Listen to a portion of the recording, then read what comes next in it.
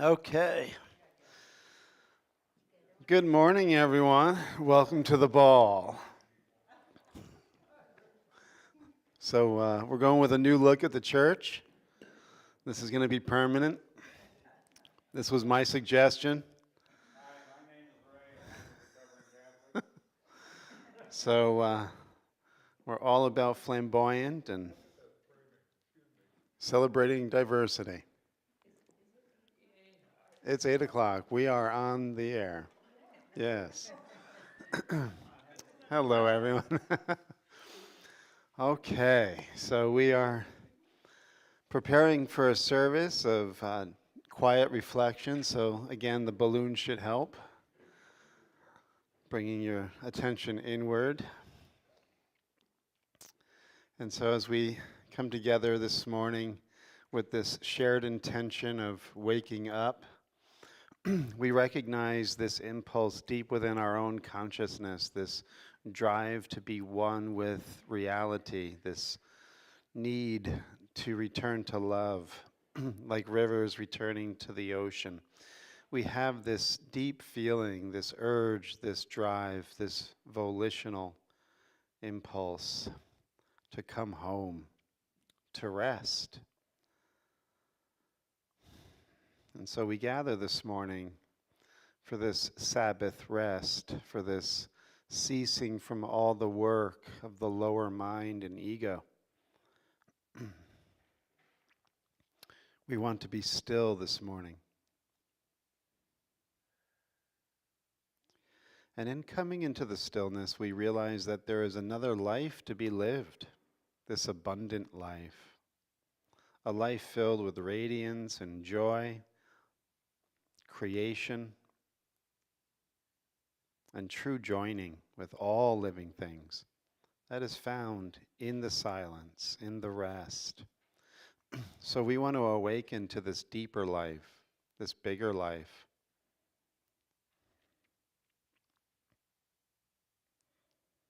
And so we recognize that within all living things there is this memory of home. And that's why we're told in the sacred scriptures that all creation will enter into the Sabbath rest. This is to be brought about by the changing of our mind, the renewing of our consciousness. And so this is our work this morning, to let go of the old world, the paradigm of struggle, anxiety, and death, to come to the new life where we can find this rest.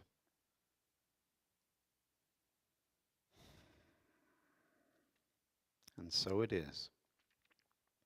Amen.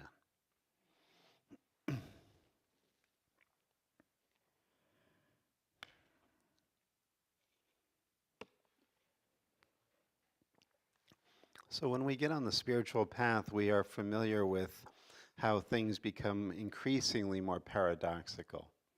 That what we expected through this linear, intellectual, rational way of thinking gets thwarted and in many ways contradicted.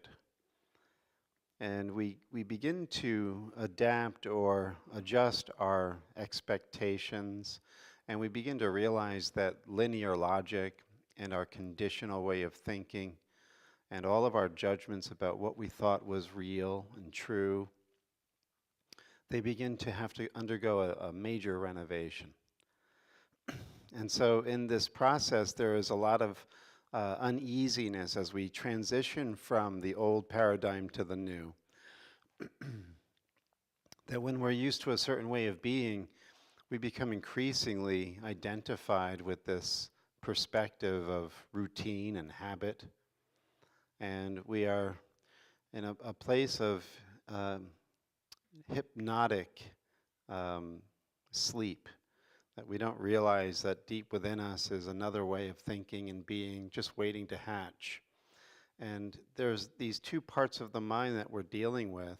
And so we have this part of the mind that is always seeking for rest, always seeking for completion, always wanting to fulfill its desires and see its mark in the world, its accomplishments.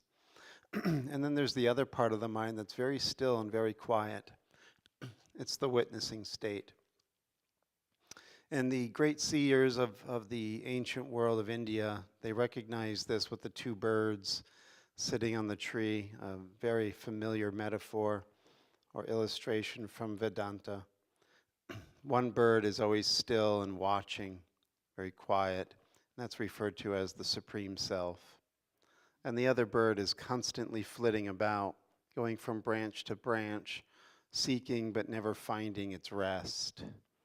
And so these two parts of the mind, these two parts of consciousness need to be brought together, and this is the goal of all spiritual practice, that we bring this restless part of us into the state of rest and quiescence. But in order to do that, we have to actually look at what's driving this restless little self. And the ancient seers of India had a lot to share about that as well, because they recognized that this self at its core is ignoring reality on purpose.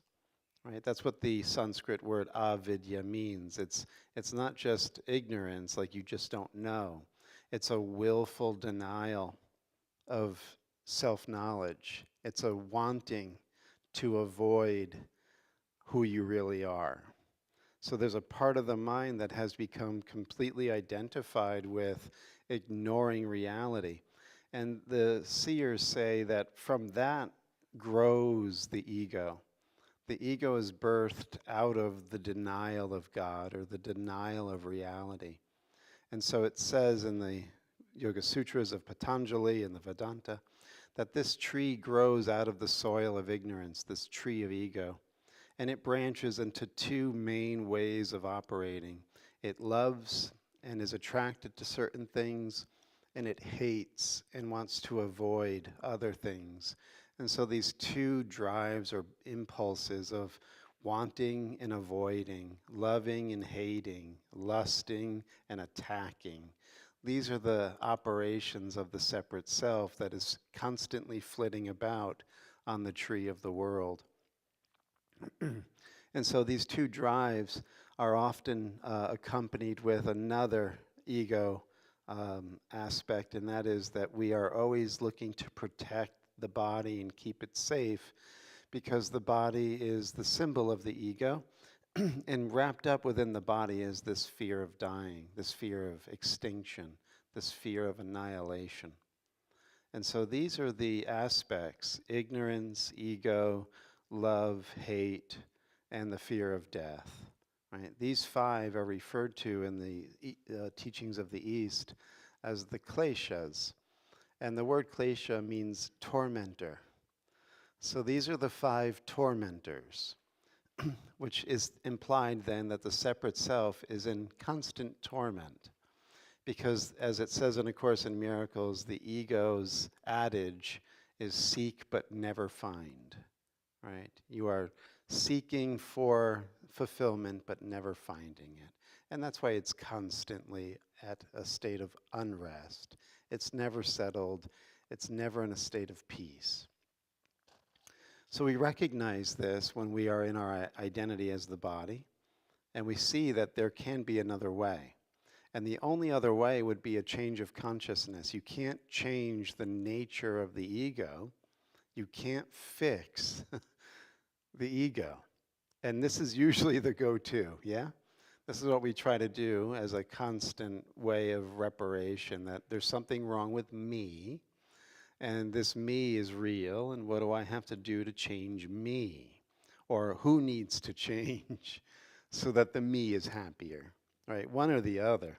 Oftentimes it's your fault that I'm upset. It's your fault that I'm not fulfilled. And so this need to change the ego is a failed project. It will never work because, remember, the design of the ego is to seek and never find, to avoid God at all costs so that it can live its separate existence. And God, as we know, is not some bearded dude in the sky. God is the source of all. It's the fulfillment of all. It's the light of all, life of all, love of all. And so when we find God, we find it all. And so the ego will never have it all, never feel satisfied. Its whole makeup is to be dissatisfied. Right? This was the Buddha's great realization, yes? Life is dukkha. Life is dissatisfactory. That's dukkha means you're never at rest. You're always on a bumpy ride, right? So the Buddha is saying we're at this place of unrest because we have this drive coming from a lower self that doesn't really exist. And so Buddha's remedy was chill out. Nirodha. It means to chill out, stop, get quiet, settle down. And then as you settle down, these different impulses can come, as we had said. When you're in this quiet, you have a different source of information that begins to come online. When you're not quiet, you can't hear it. It's the still small voice. You can't hear it when you're driven by the ego's impulses of love and fear, lust and hatred. But when we get quiet, says the Buddha, we can come into this state of nirvana where we recognize that we are one with all living things. And so this is really the path of undoing, the path of letting go, the path of changing the consciousness from an outward driven state to an inward quiescence, right? And I brought along the prayers and meditations of Mira Alfassa, also known as the mother of integral yoga. And she has some beautiful things to say with regard to this.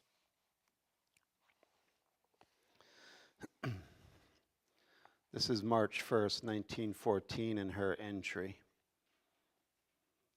It is in one's own self that all the obstacles lie. It is in one's own self that all the difficulties are found. It is in one's own self that there is all the darkness and ignorance. Were we to travel throughout the earth, were we to go and bury ourselves in some solitude, break with all our habits, lead the most ascetic life, yet if some bond of illusion held back our consciousness far from thy absolute consciousness, if some egoistic attachment cut us off from the integral communion with thy divine love, we would be no nearer thee despite all outer circumstances.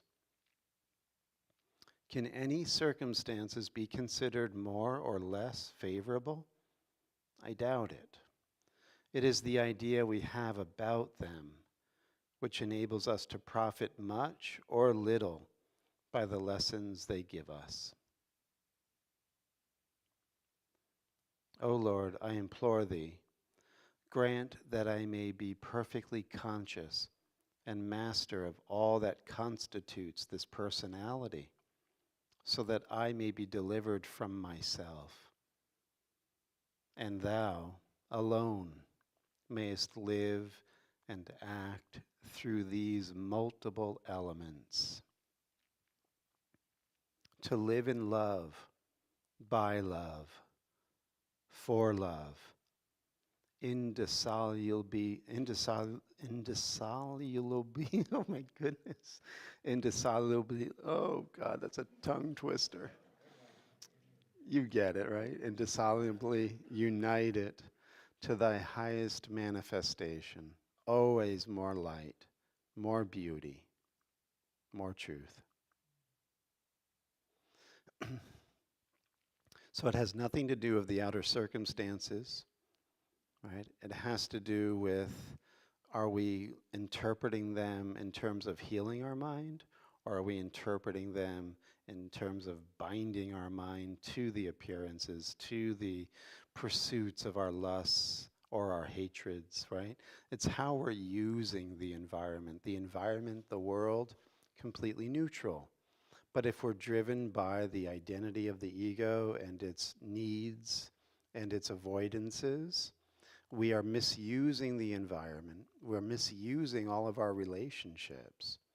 And so that's another insight in the yoga philosophy that every thought either has the klishta vritti, the thought of tormenting you, or aklishta vritti, the thoughts or the emotions of setting you free from ego identification. So every moment the mind is manufacturing thoughts to bind you or thoughts to set you free. Every moment. And what determines the experience that we're having in this moment is where are we tuning our mind radio, right? Our mind radio, the decision maker, is picking up one of two transmissions every moment. The ego transmission is coming through the invisible airwaves, the spiritual dimension, and the enlightened mind is transmitting on a different frequency. And so when we can get quiet, we realize we, first of all, are the decision maker. When we're not quiet, we are in bondage. Bondage is the belief that I am this body and there's no other option. We think it, we feel it, we believe it. We have the past to reinforce it, and we project our past identity into the future, and we create this linear timeline of self-imprisonment. There's just no other way to be. Everyone's this. I see it, I believe it, I feel it, I know it. I've always been this. So as long as we're identified with the surface appearance and the body identity, we are not the decision maker. The decision maker has been occluded or hidden or is being ignored. But when we allow the decision-making power to come back into our mind, we can then tune to a different station by getting quiet. That's why we keep coming back to this theme. Silence is the foundation. Without the silence, we can't pick up the other transmission because it'll just be another construct of ego thinking, right? So at best, we begin to have these concepts from the ego level of, I want to go home. I want to wake up. I want peace. I want enlightenment. I want knowledge or understanding. I want to feel love at the core of my being. I want to know God. So that's all conceptual at first, but it begins to allow us to move in the direction of having the feeling and then the experience. So it's vital that we train the mind starting at the ego level. But if we stay at the ego level, it will only be reading the menu of enlightenment. It will never be the actual taste of enlightenment. So that's why Mira, mother, is saying that it's only myself that is the obstacle. What if we took that seriously? What if we really believed that? Wouldn't that completely alter our world and our definitions of who other people are? What if all of our special hate relationships were simply our scapegoat tendencies to avoid the recognition that I'm my only problem? This little me is my only obstacle. Everything else is an extra playing a part that I've assigned to him or her so that I could ignore being the self that is the obstacle. Right? This is the clever working of the ego psychology. It's a master of avoidance. It's a master of ignorance and illusion. And what it does is it represses the fact that you're denying God in the present moment, refusing to join with reality, and finding the peace that you so desperately need and want. And then it uses projection. And it creates this illusion that your thoughts now are not your own. You're hearing them from another mouth. Your actions are not your own. You're seeing them performed by another body. Your belief system is not that.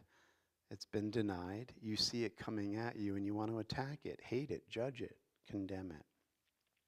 And so by denial and projection, the ego maintains its world and it keeps the mind in conflict.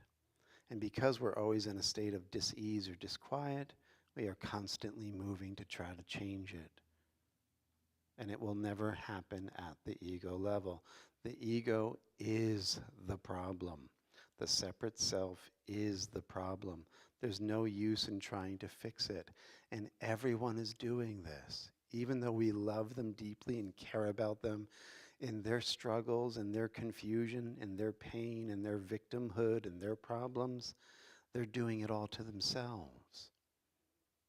So the real empathy, according to these enlightened teachings, is not to empathize with their ego that refuses to acknowledge that it's doing it to itself. It's to actually come from that place of the quiet witness and radiate that frequency into their being as you listen, as you think of them, as you talk with them. Because that will actually trigger, perhaps, if they're ready, this awakening within themselves in a little way, maybe a bigger way. But the point of the matter is, there's no one who is a victim, because we are all divine consciousness, and we are the decision maker.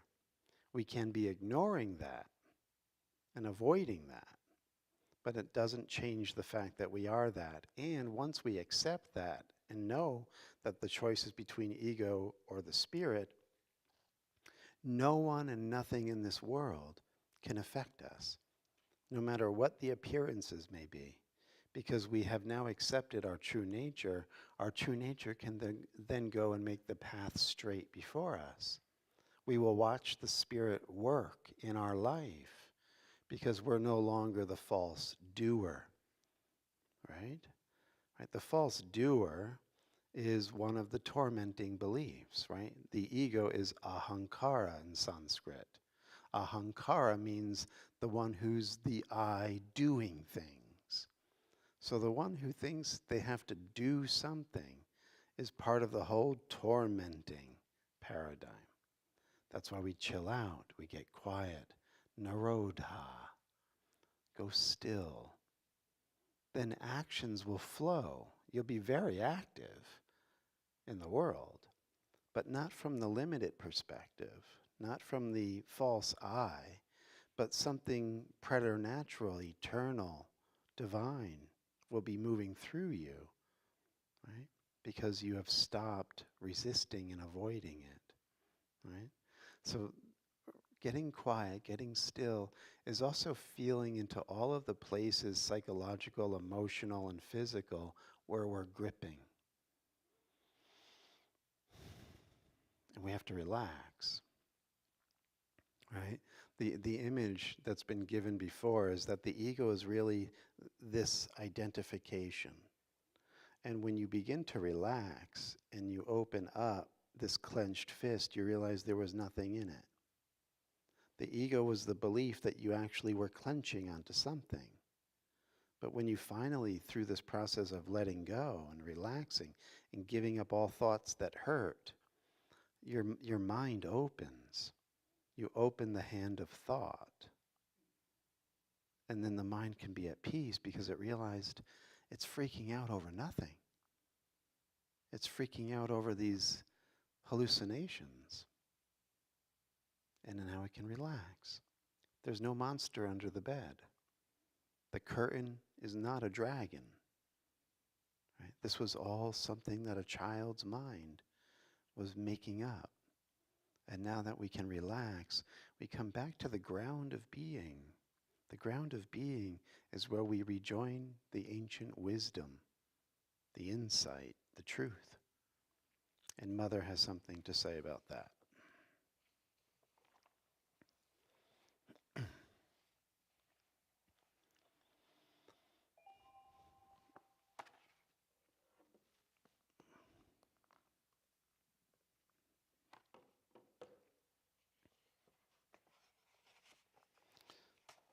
It seems to me that I am being born to a new life, and all the methods, the habits of the past, can no longer be of any use.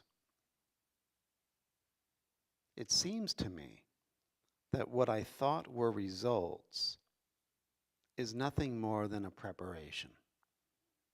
I feel as though I have done nothing yet, as though I have not lived the spiritual life, only entered the path that leads to it.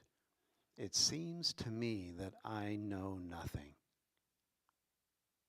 that I am incapable of formulating anything, that all experience is yet to begin. It is as though I were stripped of my entire past, of its errors as well as its conquests, as though all that has vanished and made room for a newborn child whose whole existence is yet to be lived, who has no karma, no experience to learn from, but no error either, which has to be set right. My head is empty of all knowledge and all certitude, but also of all vain thought.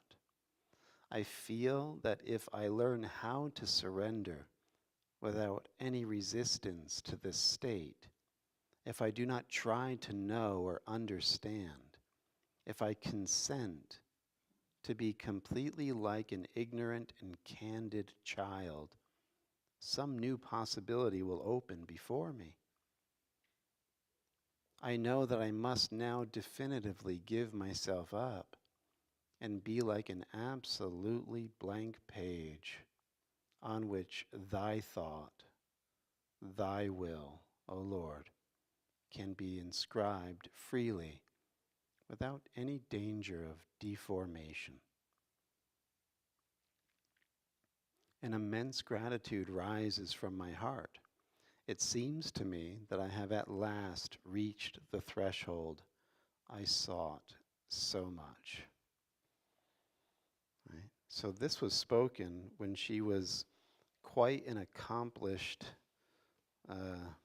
occultist, meditator, mystic, but she had reached the recognition that all of this was being done from the separate self, and that there was an entirely different way of being waiting to unfold.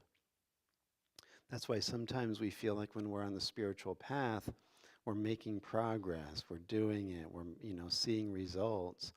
And then finally there comes this time where all of that feels like it's being stripped or thwarted or blocked.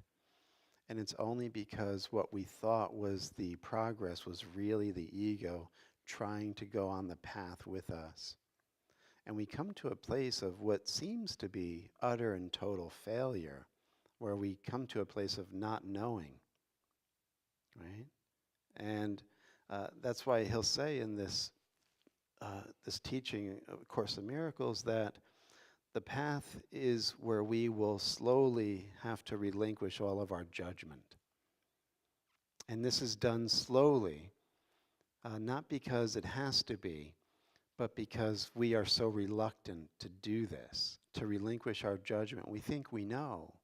We think we know based on our past learning and all that's come before us. We've read the experts and so on. And now we think we are somebody who knows a bit. And what Jesus says in the Course is, you can't judge based on your perspective. It's so limited and fragmented that judgment by you is impossible. And so eventually we have to come to terms like the mother did and realize we know nothing, but we can open up to know everything. We can come to realize in this not knowing, which is very unflattering to the ego, that this is the beginning of our new life. This is the step in the right direction. When we think we've utterly failed, it's the dawn of the new day, right? So this is oftentimes what we'll be driven to in this world, that this world will bring about some kind of an event, some kind of a situation where we feel all of our normal way of life is being shaken and torn from us. Like we thought we were settling at this stage. We thought we knew what everything was for. We thought we had a handle on this thing called spirituality and enlightenment. And that gets taken out of our hands. That gets completely decimated. And we're relocated. And in this unease and disorientation, we have to trust that there is another life waiting to emerge. And what is needing here is the breaking apart of the crustiness of our mind. All of these solid ideas have formed this crust, this calcification, and it needs to break apart. Right? So this is the new day where our minds are being opened up to something we've never known before. Right? This is part of the path, according to these teachers, that we don't know what's coming. And so all that we're doing here is preparing for grace. Grace will live us. Grace will think us. Grace will judge through us. We will become open vessels, whereas Hafiz says, the Christ breath will blow through. I am just this empty flute. The emptying out, the dying to the lower self, the giving up of the seeking of the ego, and the recognition that fear of death can be overcome is our job. Then we let go.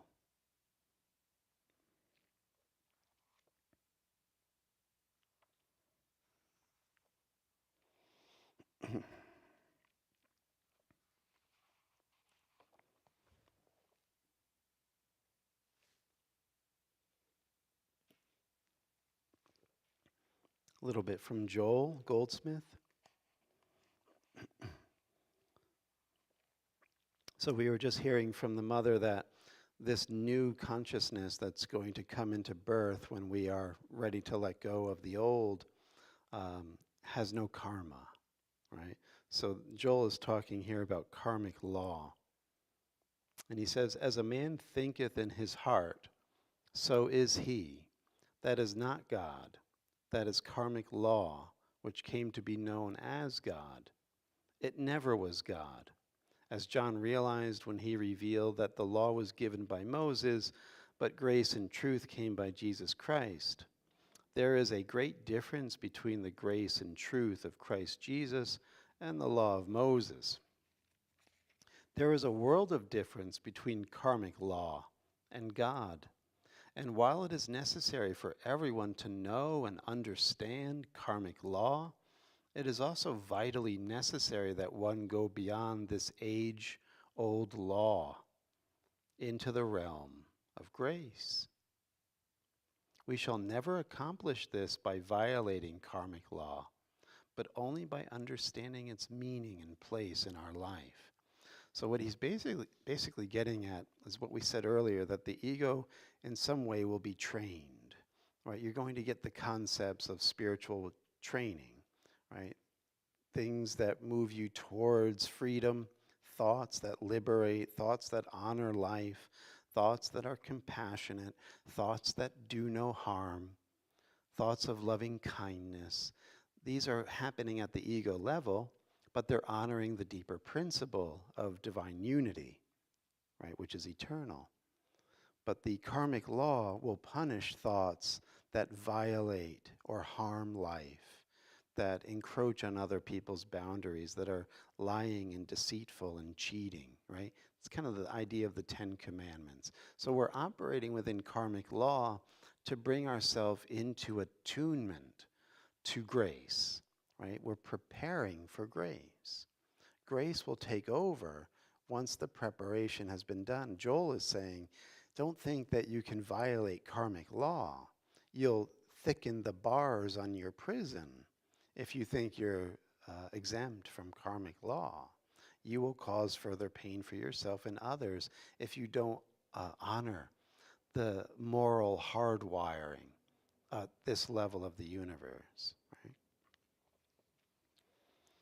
Right? Everyone on earth must someday inhabit heaven. Everyone on earth must someday rise above being a sick and sinning mortal and accept the inheritance of his divine sonship. But no one will be able to do this by living under the law, nor will he do it by learning to be a good human being.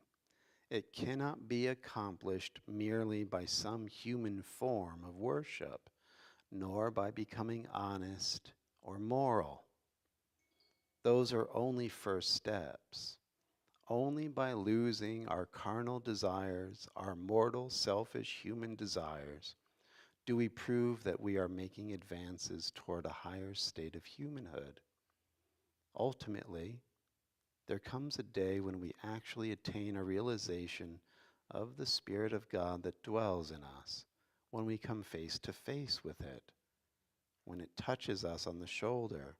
on the head, or in the heart, when in some way or other it announces its presence. From then on, we are no longer simply good men or women. From then on, we are no longer under the law of punishment or reward. From that time to the end of our days on earth and throughout eternity, we are under grace. So this is the distinction we're making this morning, that while we're still flitting about the tree of time and space, instead of using it as a way of trying to get the ego's needs met, we can attune to the reality of our higher self, which sees reality for what it is and knows God and is God. And that knowledge can come to the mind that has settled, even though it still appears to be in time and space. It has been willing to let go of all of the tormenting thoughts and identity patterns. And now it can be transformed. And now grace can infuse it. Grace can live it, right? But this flitting little bird has to realize it is the product of ignorance, and it needs to become completely still and allow this transformation to take place. No longer does it assume its identity to be factual. It knows that it is nothing without the knowledge of the Spirit. In the knowing that you are nothing, you come to a place where everything can flow through you, right? This is the deeper life that Joel is saying will come alive as soon as we make that decision and hold to it, right? Not flittering or flickering about, right? So this is the paradigm that we're setting up this morning, that we have to recognize that we've been tormenting ourselves. We torment ourselves because each moment we are ignoring our reality as spirit. And we are assuming from the state of primordial ignorance or denial, unconscious repression of the Spirit of God in us. We've covered it over with a completely different identity, right? The me that's sitting here, that was given the name John when he came into the world, is the cover-up, right? He's the one that Mother said is the obstacle.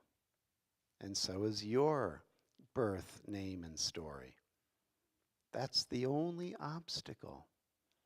And we are in such a delusion of thinking that that's not the obstacle. The obstacle is what's going on in my life right now, or what's going on in the world at large right now, or what's going on in my child's life right now. Those are the things that are hurting me. Those are the things that are causing me disquiet and unrest and feeling anxious and afraid. And that actually is just the projection part of the self that is in denial. The self that is in denial is only suffering from its moment-to-moment denial that it is not one with Spirit now. Everything else is a byproduct or a symptom from that causal illness. Right? So that's what we're saying. So in order to remedy this, in order to heal it, what must we do? We must recognize we're tormenting ourselves. We're tormenting ourselves moment by moment, and as we're told in these ancient and sacred teachings, that each instant is replaced by the next instant. And so the instant that is gone will never come back again. Every instant is new. The universe is pixelating. And even quantum physicists are seeing this with the pixelating of the electron. The electron goes into the quantum void of superposition, pure potentiality, and then it manifests again as a particle form. Goes from wave, pure potentiality, superposition, where everything is coexisting simultaneously, and then it collapses into a particular form that we keep repeating because we are stuck in a programming of limiting linear time. We keep collapsing the probability wave to look like this, because we're not aware that we are the decision-making consciousness that isn't even in the matrix of time and space. In order to realize this, we have to first look at the old paradigm, this klesha ridden paradigm, this tormenting paradigm, and realize we're doing it to ourselves. We're the only one that's doing it. It has nothing to do with any other story that we think is causing our upset or unrest. If we can, and it takes a while to accept this, because the whole paradigm of the ego is to avoid this, and it's ingenious. It will give you a lot of projects to work on. It will give you a lot of spiritual techniques to have to do first. But as Jesus says so beautifully in A Course in Miracles, salvation asks nothing of you that you cannot give right now.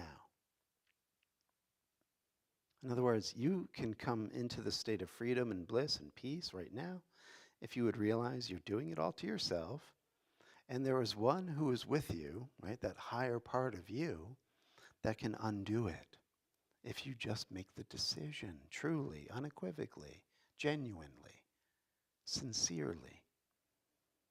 And it's a new instant. The old things have passed away. Behold, all things have become new.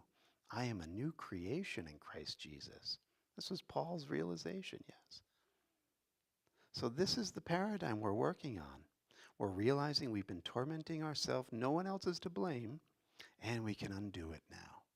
We have the tools. Do we have the willingness? Is really the golden key or the alchemist's fire that will get the whole process going.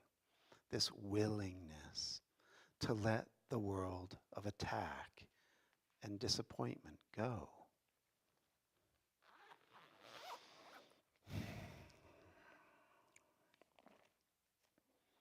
Okay.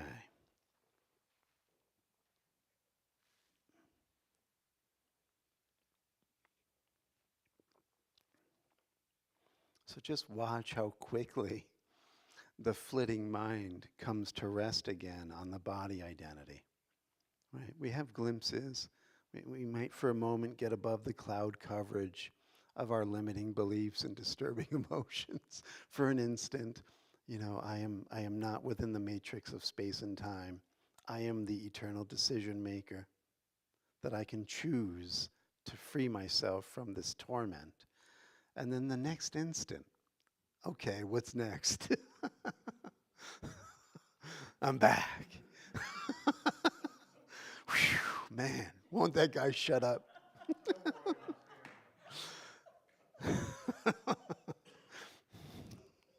He's wrecking my whole thing, man. He's killing it.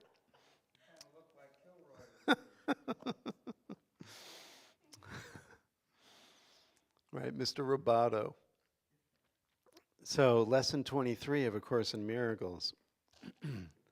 I can escape from the world I see by giving up attack thoughts. So this is what's really phenomenal.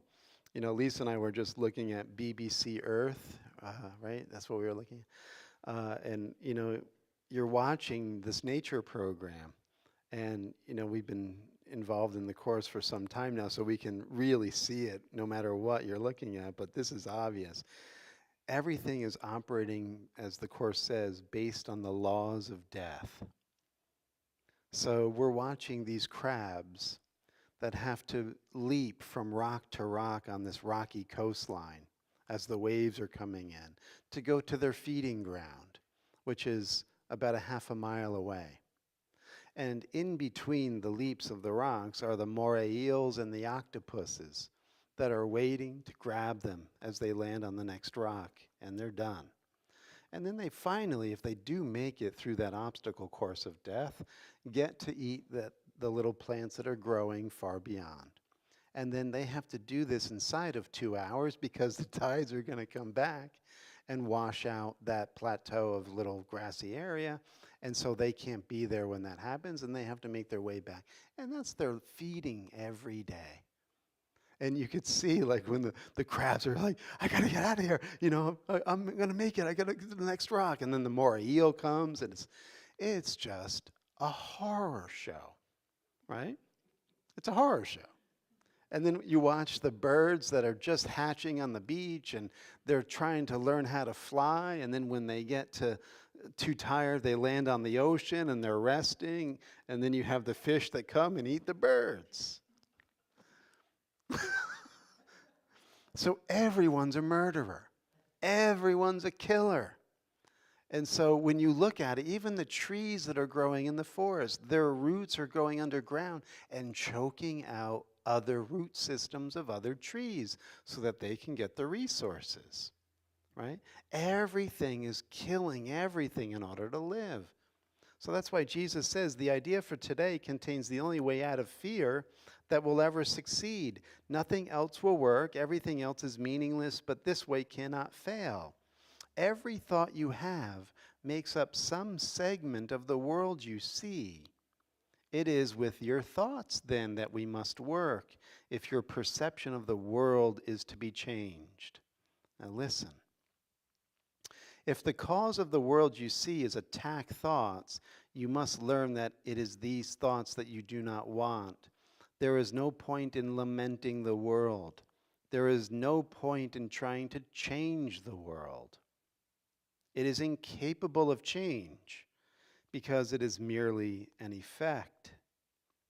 But there is indeed a point in changing your thoughts about the world. Here you are changing the cause. The effect will change automatically. So if you're not within the matrix of time and space, you're the decision maker. What's being stated here as the premise of why the world looks the way it does is, as Sir James Jeans, one of the pioneering quantum physicists, said, this world, upon examining it from the quantum paradigm, is looking much more like a giant thought than a giant machine. So the quantum physicists are seeing that this world was operating more within the principles of consciousness and thought at the subatomic level than in terms of the nuts and bolts and gears of a Newtonian paradigm of determinism. And so what's the giant thought, if we were to take Sir James Jeans at his word? The giant thought of this quantum reality that we seem to be existing in must be attack. Yes? Don't we have the evidence for this everywhere you look? From Wall Street to the walruses, everything is attacking everything else to try to get resources and win. Everything is an idea of murder and vengeance. No?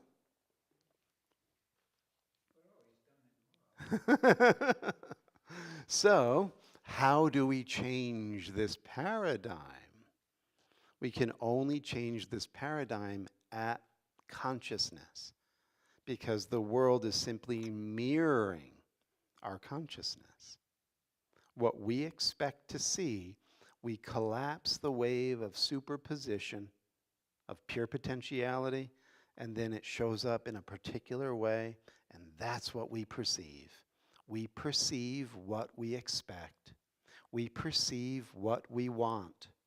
We perceive what we think is real, and we have all been set on a default to collapse the probability waves to see attack and death.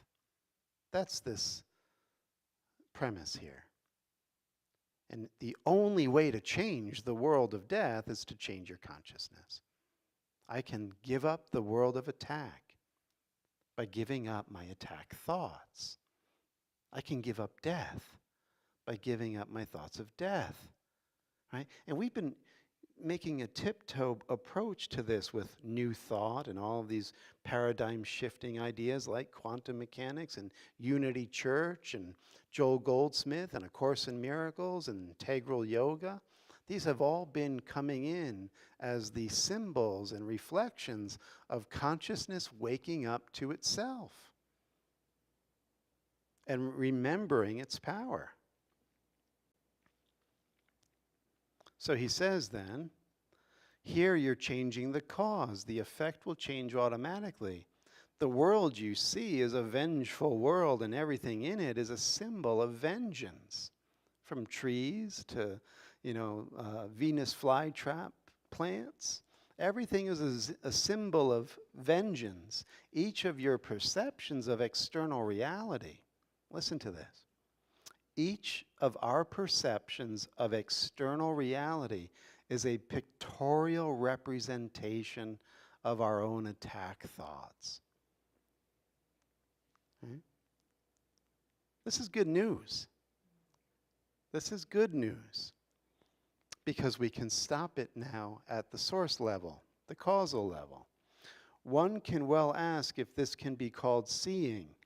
Is not fantasy a better word for such a process, and hallucination a more appropriate term for the result? You see the images that you have made, but you do not see yourself as the image maker. You cannot be saved from the world, but you can escape from its cause.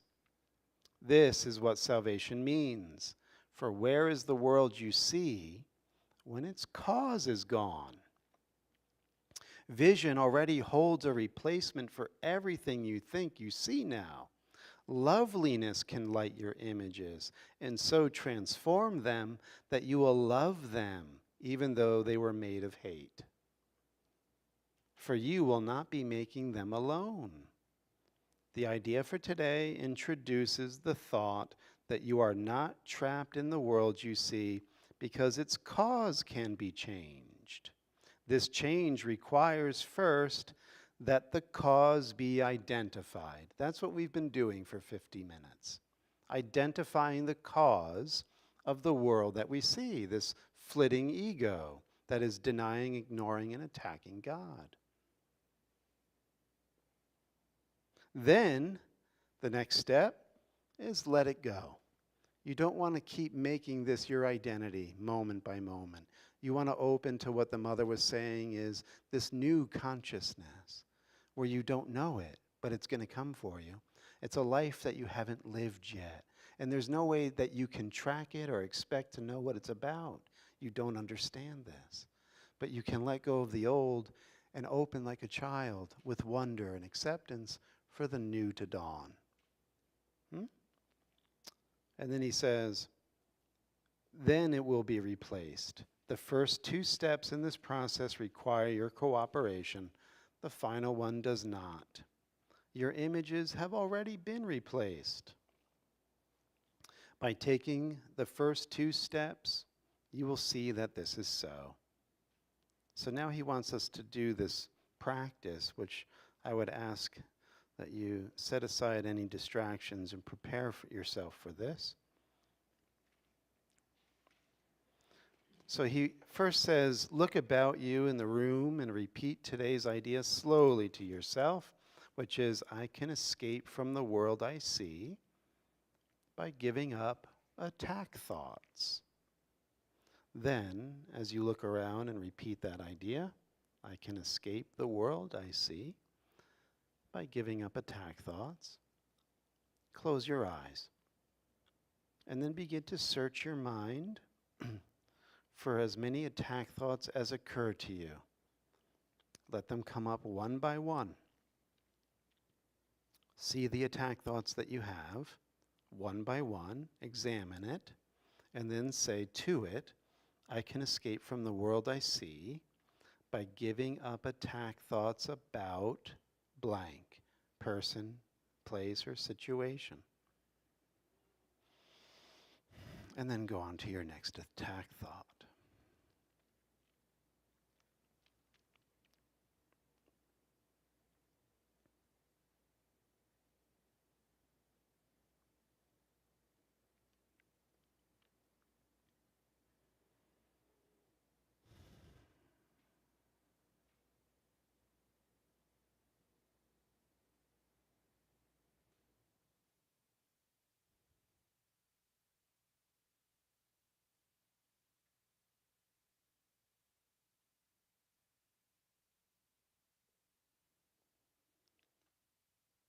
I can escape from the world I see by giving up attack thoughts about blank.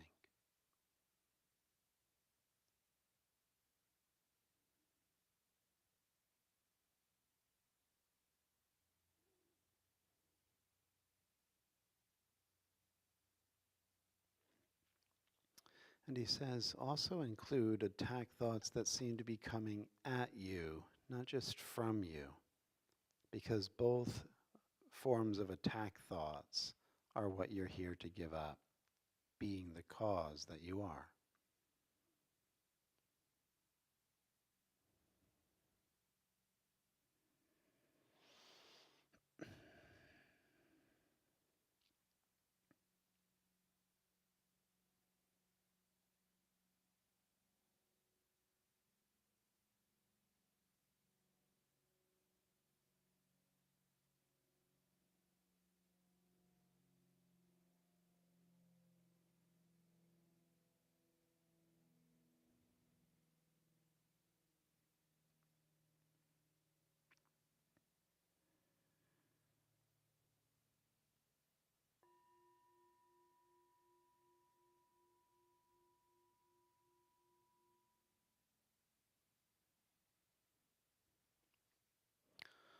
As you bring your hands to heart, just feel this moment as an open possibility for peace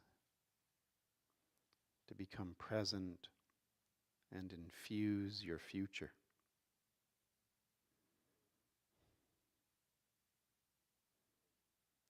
Let us be committed to giving up our attack thoughts and freeing ourselves and all living things from this world of the picture of death.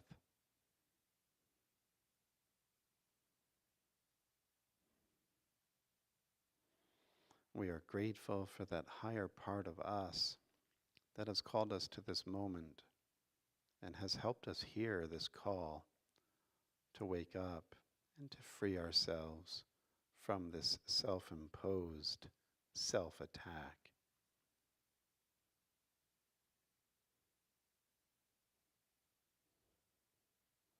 May we truly know who we are and share it. Namaste, my friends. So the blue bag's going to go around. It might not be a blue bag. It might be a wine glass or a basket or you never know. It's this new paradigm we've been talking about.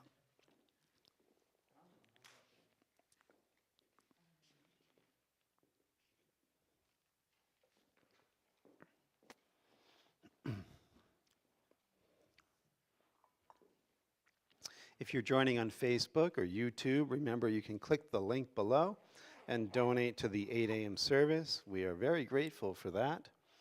And also, if you are not aware, we meet here tomorrow night at 7:15 p.m. for A Course in Miracles. So please join Lisa and I for that. Any last words? We're good? All right, you're welcome. Let's stand and seal the deal. Coming to rest in this new moment where the light is born anew and we can claim it as ourself. And then we realize that the light of God surrounds us. The love of God enfolds us. The power of God protects us. And the presence of God watches over us. Wherever we are, God is. Amen. Thank you so much, everybody.